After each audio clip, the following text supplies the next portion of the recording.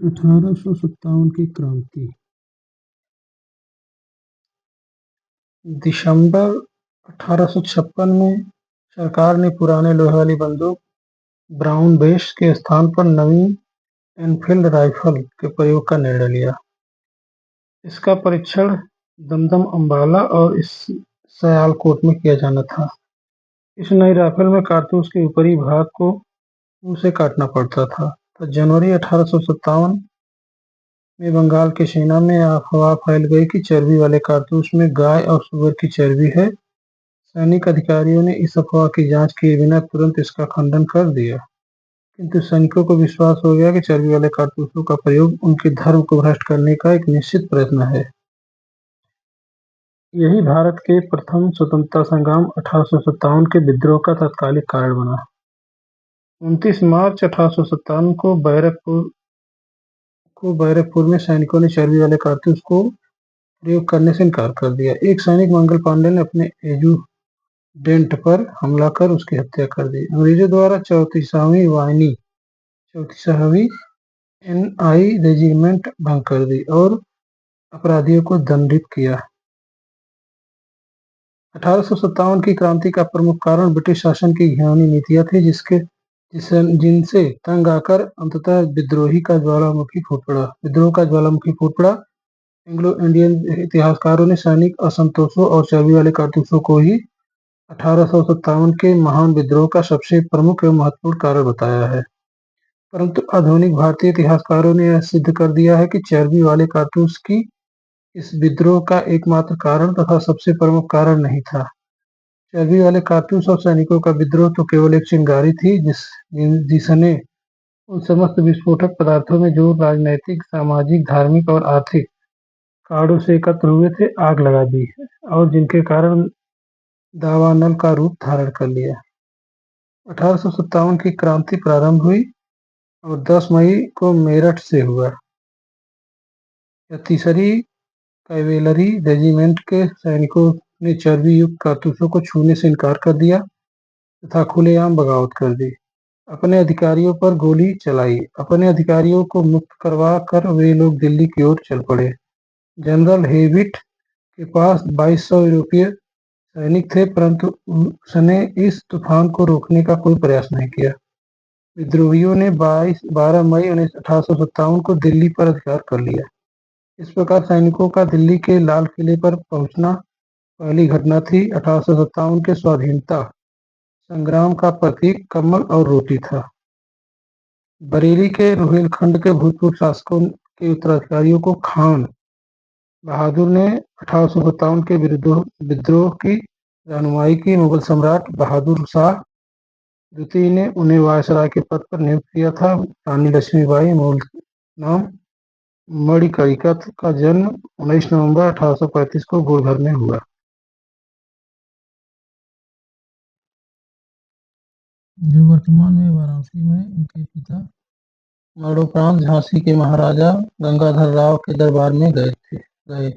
उस समय लक्ष्मीबाई की उम्र 13 वर्ष थी। 14 वर्ष की उम्र में उनका विवाह झांसी के महाराजा गंगाधर राव के साथ हुआ। इनकी मृत्यु ग्वालियर में हुई थी। ग्वालियर में ही महारानी लक्ष्मीबाई की समाधि स्थित है। रानी लक्ष्मीबाई झांसी के अंतिम मराठा राजा गंगाधर राव की विधवा थी। जब किसी उत्तराधिकारी के अभाव में राजा गंगाधर राव की मृत्यु हो गई तो डलहौजी के बागपत सिद्धांत के अंतर्गत 1854 में झांसी का ब्रिटिश साम्राज्य में विलय कर लिया गया। झांसी में जून 1857 को रानी लक्ष्मीबाई के नेतृत्व में विद्रोह का श्री गणेश हुआ। अंग्रेज जनरल यूरोज से लड़ते हुए 17 जून 1858 को वीरगति को प्राप्त हुई। रानी की मृत्यु पर यूरोज ने कहा था, भारतीय विद्रोहियों में यहाँ सोई हुई औरत अकेली मर्द है।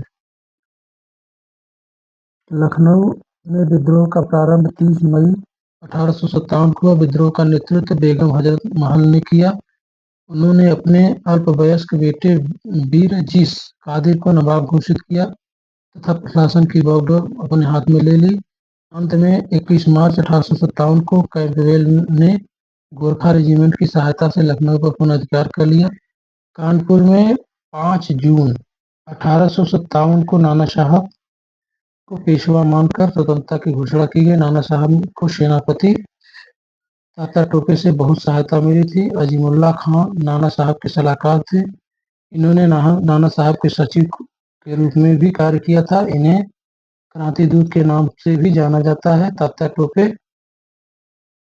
1814 से 1859 ईस्वी को रामचंद्र पांडुरंग के नाम से भी जाना जाता है। वे 1857 के भारतीय विद्रोह के प्रमुख नेता थे। इनका जन्म महाराष्ट्र में एओला एओला गांव में हुआ था। उनके विश्वसनीय मित्र मान सिंह ने उन्हें धोखा देकर उस समय पकड़वा दिया जब वे पारो के जंगलों में अपने कैंप में शयन कर रहे थे। यहाँ से उन्हें पकड़कर शिवपुरी लाया गया और सैनिक अदालत में 18 अप्रैल 1859 को फांसी दे दी।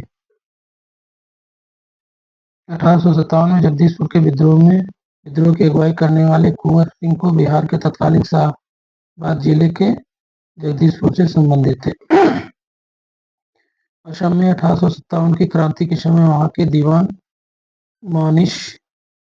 मानीराम दत्त ने यहाँ के अंतिम राजा के पौत्र कंदपेश्वर सिंह को राजा घोषित करके विद्रोह की शुरुआत की, परंतु शीघ्र ही विद्रोह का दमन करके मनीराम को फांसी दे दी गई।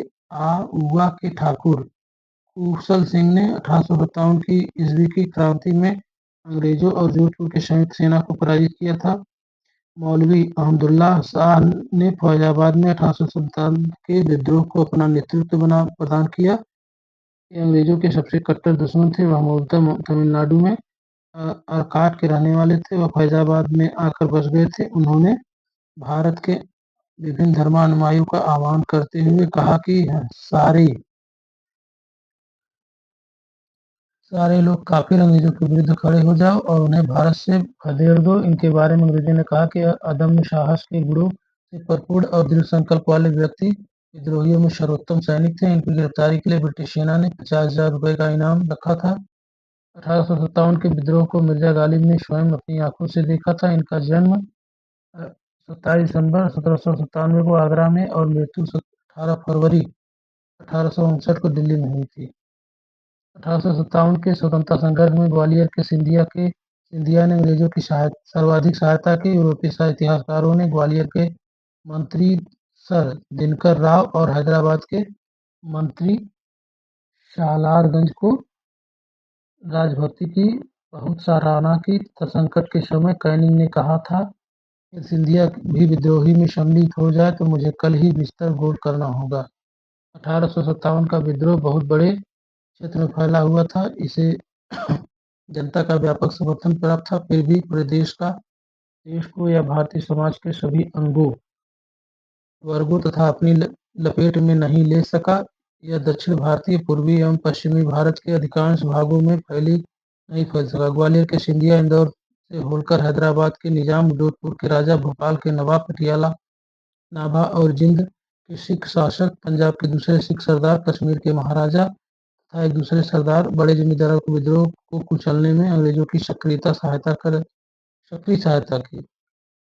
गवर्नर जनरल कैनिंग के बाद टिप्पणी की कि इन शासकों और सरदारों ने तूफान के आगे बांध की तरह काम किया, वरना यह तूफान की लहर में हमें बहा ले जाता। 1857 के विद्रोह में शिक्षित वर्ग ने कोई रुचि नहीं ली, जो इस महासमर की असफलता के प्रमुख कारणों में से एक है।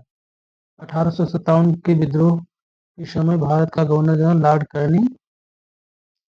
विद्रोह के समय लॉर्ड कैनिंग ने इलाहाबाद को आपातकालीन मुख्यालय बनाया था। लॉर्ड कैनिंग ने भारत में कंपनी द्वारा नियुक्त अंतिम गवर्नर जनरल, ब्रिटिश सम्राट के अधीन नियुक्त भारत का पहला वायसराय था। न्यायिक सुधारों के अंतर्गत कैनिंग ने इंडियन हाई कोर्ट एक्ट द्वारा बम्बई, कलकत्ता तथा मद्रास में एक उच्च न्यायालय की स्थापना की। सामाजिक सुधारों के अंतर्गत विधवा पुनर्विवाह अधिनियम 1856 कैनिंग के समय में पारित हुआ था। 1857 के सिपाही विद्रोह को भारत के प्रथम स्वतंत्रता संग्राम के नाम से तथा ब्रिटेन में इंडियन म्यूटी के नाम से अभिहित किया जाता है। 1857 के विद्रोह के समय बैरकपुर में lieutenant general sir John Bennett Harris commanding officer थे। जिस समय भारत में 1857 की क्रांति हुई, विंसकॉट पाल्मस्टन ग्रेट ब्रिटेन के प्रधानमंत्री थे। इनका कार्यकाल 1855 से 1858 था। 1859 से 1865 ईस्वी तक था। 1857 के विद्रोह के समय इनकी असफलता का मुख्य कारण किसी सामान्य योजना एवं केंद्रीय संगठन की कमी थी। विद्रोहियों के नेताओं में कोई संगठन की भावना देखने में नहीं आई। उनके पास किसी सुनियोजित कार्यक्रम का पूर्ण अभाव था तथा उसमें अनुशासन की कमी थी। कभी भी वे अनुशासित सेना के बजाय दंगाई भीड़ की तरह व्यवहार करते थे। उनके पास एक भविष्योन्मुख सुसंगत विचारधारा, राजनीतिक परिप्रेक्ष्य एवं भावी समाज के अर्थव्यवस्था का प्रतीक एक स्पष्ट दृष्टिकोण था। 14 सितंबर 1857 को अंग्रेजों द्वारा दिल्ली पर अधिकार करने के क्रम में जनरल जॉन निकलसन घायल हुआ और 13 सितंबर 1857 को उसकी मृत्यु हुई। लखनऊ में 1857 के विद्रोह के दौरान अंग्रेजी रेजिडेंसी की रक्षा करते हुए sir Henry Lawrence, major general Havelock तथा जनरल नील की मृत्यु हुई। सर जेम्स आउट्रम एवं डब्ल्यू टेलर ने 1857 के विद्रोह को हिंदू मुस्लिम षड्यंत्र का परिणाम बताया। आउट्रम का विचार था कि यह मुस्लिम षड्यंत्र था जिसे हिंदू शिकायतों का लाभ उठाया गया। जॉन लॉरेंस और सीले के अनुसार यह केवल सैनिक विद्रोह था। टी.आर. होम्स के अनुसार यह बर्बरता और सभ्यता के बीच युद्ध था। बी.डी. सावरकर ने अपनी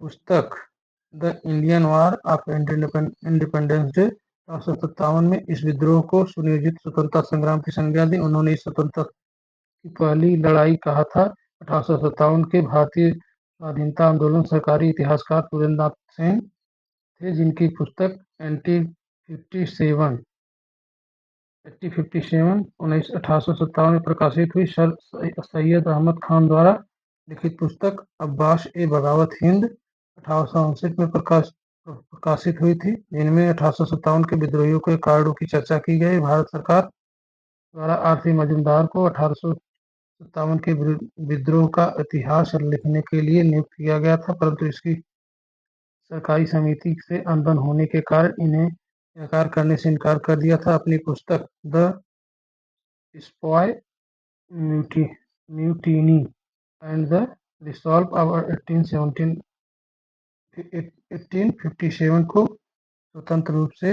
1957 में प्रकाशित किया गया। मजूमदार ने ही 1857 के विद्रोह को तथाकथित एक राष्ट्रीय स्वतंत्रता संग्राम न प्रथम न राष्ट्रीय न स्वतंत्रता संग्राम था कहा था। 1857 के विद्रोह का सबसे महत्वपूर्ण परिणाम महारानी विक्टोरिया की उद्घोषणा थी।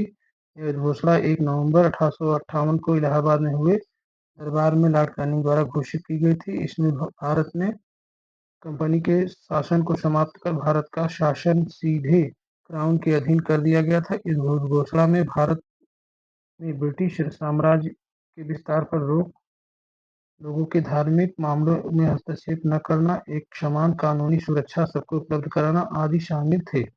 भारतीय राजवाड़ों के प्रति विजय और विलय की नीति का परित्याग कर दिया गया और इसका कारण राजाओं को गोद लेने की अनुमति प्रदान की गई। तथापि आश्वासन ब्रिटिश शासन द्वारा पूरे नहीं किए जा सके। 1857 के विद्रोह के दमन के बाद ब्रिटिश सरकार ने भारतीय फौज के नवगठन के लिए जुलाई 1858 में मेजर जनरल जोनाथन पील की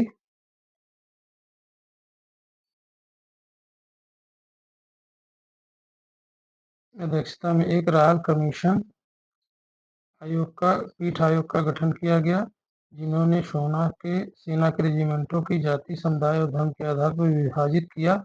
यूरोपीय सैनिकों की संख्या 1857 में पूर्व 45,000 थी, अब 65,000 कर दी गई तथा भारतीय सैनिकों की संख्या 2,38,000 से घटाकर 1,40,000 कर दी गई। बंगाल के यूरोपीय सैनिकों का भारतीय सैनिकों में 1:2 का अनुपात रखा गया, जबकि मद्रास और मुंबई में अनुपात 1:3 का रखा गया। 1857 के विद्रोह के बाद ब्रिटिश सरकार ने सिपाहियों का चयन गोरखा सिख पंजाब के प्रांत से कर दिया। दोस्तों नमस्कार, हम लोग आगे चलते हैं।